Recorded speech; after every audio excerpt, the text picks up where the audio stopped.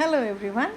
आज हम पढ़ेंगे इंग्लिश एनसीईआरटी हनीकॉम्ब का चैप्टर 5 की पोएम ट्रीज़। ठीक है, तो ट्रीज़ हम सभी जानते हैं बड़े ही यूज़फुल होते हैं सबके लिए, चाहे वो बर्ड्स हों, एनिमल्स हों या इंसान हो। अलग अलग तरीके से सभी लोग ट्रीज़ का यूज़ करते हैं। There are many uses of the tree. ठीक, चलिए स्टार्ट करते हैं।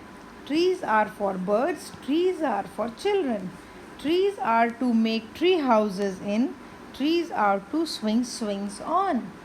क्या मतलब है इसका कि ट्रीज़ पर बर्ड्स अपना नेस्ट बनाती हैं, ट्रीज़ बच्चों के लिए भी बड़े काम आते हैं, ट्रीज़ पे लोग ट्री हाउसेस बनाते हैं जिसे सभी लोग बड़ा पसंद करते हैं।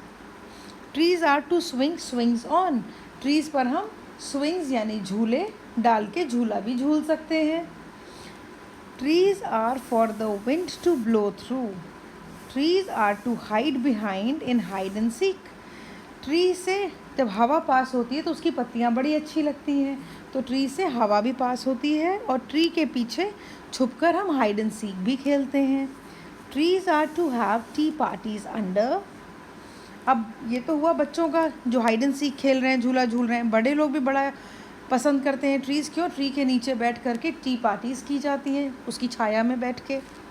Trees are for kites to get caught in, trees में काइट्स फंस जाती हैं।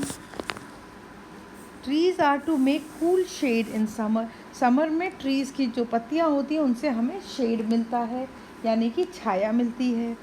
Trees are to make no shade in winter. अब विंटर्स में क्या होता है, क्योंकि पेड़ों की पत्तियाँ गिर जाती हैं तो उनसे शेड नहीं मिलती और जो हल्की हल्की धूप होती है उसको सब लोग एंजॉय करते हैं। Trees are for apples to grow on and pears, यानी कि ट्रीज़ पे फ्रूट्स भी लगते हैं जैसे apple and pears. Trees are to chop down and call timber, trees को काट देते हैं जब तो जो लकड़ी होती है उसको बोलते हैं टिम्बर, जिससे फर्नीचर बनाया जाता है। और भी बड़े यूजेस होते हैं पर फर्नीचर मेनली बनता है।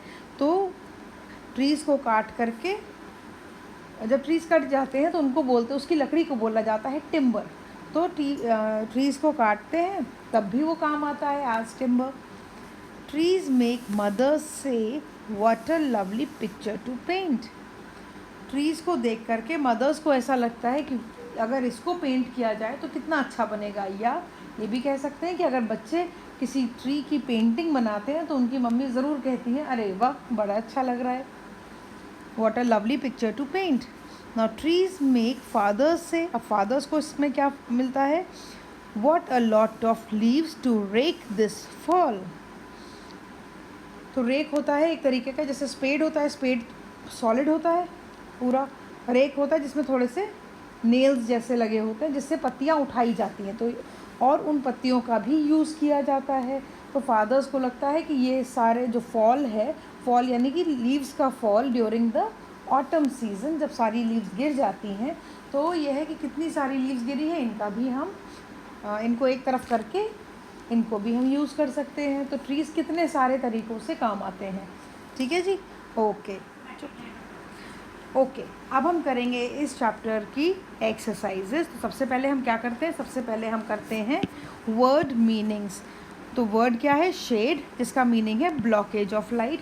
लाइट कभी भी कहीं पड़ रही हो, आ रही हो कहीं से और रास्ते में कोई ब्लॉकेज आ जाए तो हमें उसकी शेड मिलती है यानी कि उसकी छाया मिलती है। चॉप डाउन यानी कि cut down. Make sentences, shade का होगा I like to sleep under the shade of the tree. Chop down, one should not chop down trees. तो सेंटेंसेस आप अपनी पसंद से भी बना सकते हैं, आपकी हेल्प के लिए मैंने बना के आपको बताए हैं। सेंटेंसेस को जितना ही छोटा और सिंपल रखेंगे उतने ही एरर कम होंगे या नहीं भी होंगे। चलिए अब हम क्वेश्चन आंसर्स देख लेते हैं। What are the games or human activities which use trees or in which trees also participate? The games or human activities which use trees or in which trees also participate are, trees are used by children to hide while playing hide and seek. हमने poem में पढ़ा था बच्चे hide and seek खेलते समय यहाँ पे छुपते हैं। Children make tree houses to play, tree house बनाते हैं खेलने के लिए। Adults have their tea parties under the shade of the trees, और बड़े लोगों की टी पार्टीज़ होती हैं। तो इस तरीके से ट्रीज़ जो है पार्टिसिपेट करते हैं ह्यूमन एक्टिविटीज़ में। क्वेश्चन नंबर 2 देखेंगे, trees are to make no shade in winter.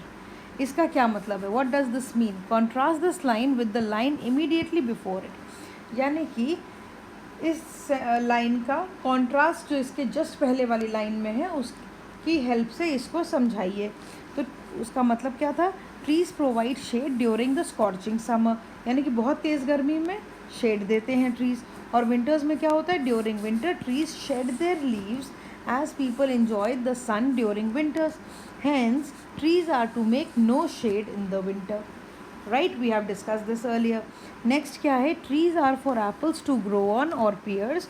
Do you agree that one purpose of the tree is to have fruit on it, or do you think this line is humorous? तो ये तो बहुत ही clear है कि trees से हमें fruits मिलते हैं और बहुत सारी और भी चीज़ें मिलती हैं, तो हम अग्री करते हैं। Yes, I agree with the one purpose of the tree is to also to provide fruits and eatables. Human receive a lot of eatables from trees. Okay, अब next उन्होंने कहा है with the help of your partner try to rewrite some lines in the poem. ठीक, और now try to compose a similar poem about water or air. तो मैंने water पे 2 lines लिख के बताई हैं, आप लोग इस पोएम को आगे कंटिन्यू कर सकते हैं। जितना हो सके अपनी क्रिएटिविटी यूज़ करिए।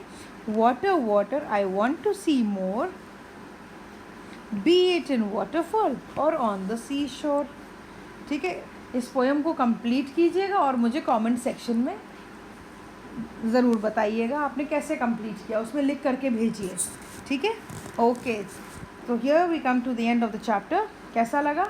वीडियो को लाइक कीजिए, फ्रेंड्स के साथ सब्सक्राइब कीजिए और शेयर कीजिए और चैनल को सब्सक्राइब कीजिए।